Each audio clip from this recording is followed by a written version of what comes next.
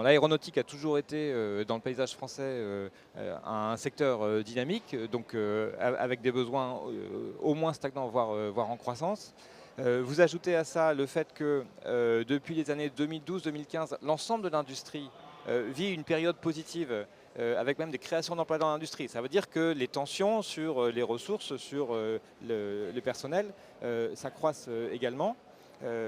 Et enfin, plus près de nous, il y a le redémarrage post-Covid qui, comme ça a été évoqué, crée ce qu'on appelle parfois un bullwhip effect, c'est-à-dire qu'un supplément de demande en amont de la chaîne de valeur, ça peut créer par micro-désorganisations successives des effets de rupture assez violentes, comme au bout donc, de ce fouet du cocher, des effets assez violents sur les variations de charge des sous-traitants.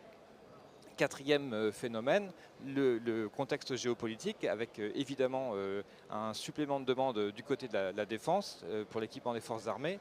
Or l'aéronautique a ce site particulier que c'est un secteur éminemment dual.